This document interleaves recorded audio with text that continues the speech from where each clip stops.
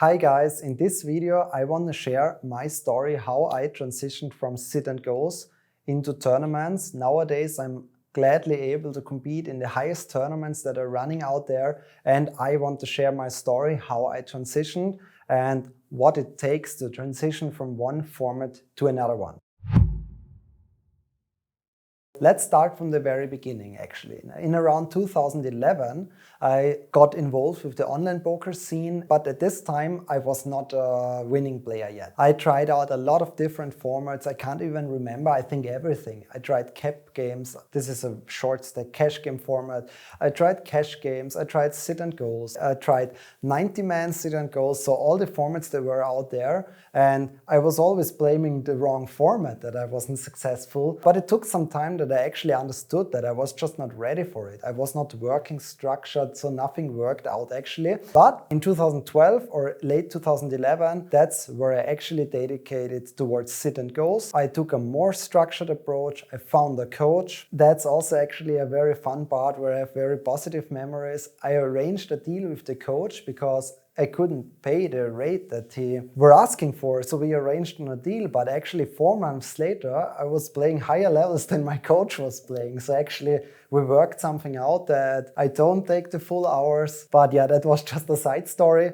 Anyway, then I played sit and goes for many years. I really loved the format. It was quick. I could play it whenever I want. PokerStars at that time had a VIP program where you could reach Supernova or Supernova Elite. I reached the highest one multiple times. That was in 2013, 14. In 2015 I reached it twice or even more. Then it happened. What happened? Supernova Elite got cancelled. From one year to the next, PokerStars cancelled it, and I woke up with a new reality knowing, okay, sit and goes, this is a dying format.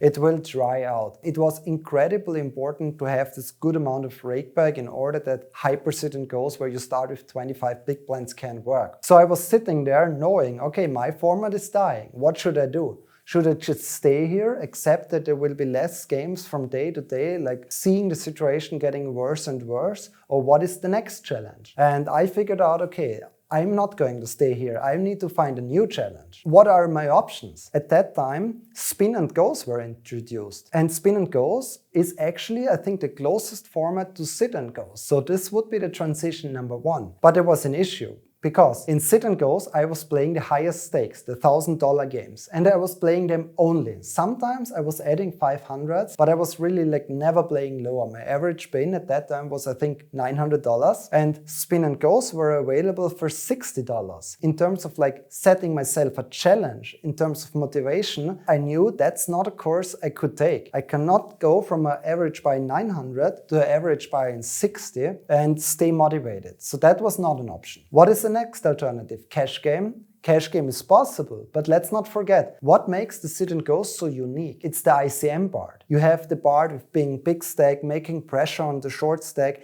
I had years of experience in those kind of situations, and up to this date, ICM is still a big challenge where nobody knows what's really optimal. I feel very comfortable in that stage, and in cash games I don't have any of that. So I don't want to give up one of my biggest strengths, what I learned with much experience, many years of studying. What is left, and it's actually a great opportunity, it's tournaments. Tournaments was a format which has very long-term sustainability. There were already a lot of successful players out there, and that was then my decision. I want to get on top of MTTs. So if I set myself a challenge, and if I want to be very motivated, I cannot set a target where I'm satisfied with playing mid-stakes tournaments. Don't get me wrong, I respect everybody who is able to play mid-stakes tournaments. That's a great achievement. But let's try to understand my own situation. I was on the very top of the sit and go world, and now I cannot go to mid-stakes tournaments.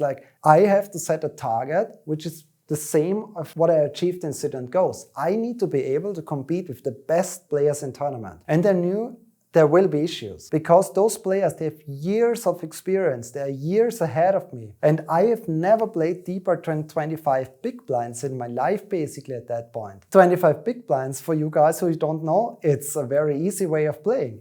if you have pocket sevens or ace jack and somebody opens, well, you just go all in, right? So that's really fun in sit and goes. But what about tournaments? What about your 50 big blind Steve? What about 80 big blind Steve? What should I do? I was completely lost in that stage, and I knew like it takes me an enormous amount of effort to be on a high level.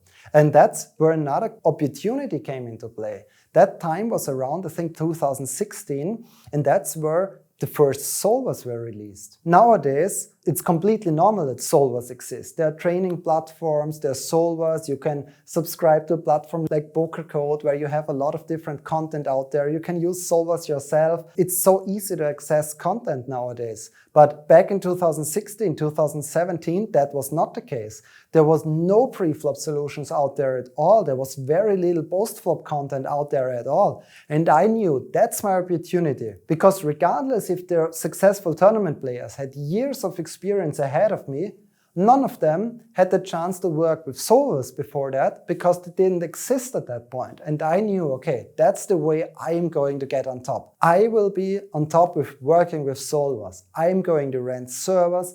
I'm going to work with solvers all day, calculate pre-flop strategy, get familiar post-flop. And that's what I was doing. I was writing down a list of what things I need to improve. And the list, guys, believe me, it was very, very long. Playing deeper than 25 big blinds, pre-flop, post-flop. What to open, what to defend, what to do against free bets, how does turn and river play work if you're not short enough that you can just go all in every time. It was like really many new things I had to learn. So I took off around half a year and I started every single day. Of course, I still didn't ignore social life, I still met family, I still met friends, but beside that I was studying every single day with solvers. After around half a year, I was actually very confident on the tables, I had the ranges, still nothing was publicly available at this point of time. And fortunately I also got good support from some very successful guys in the poker scene who helped me to get into high tournaments. And then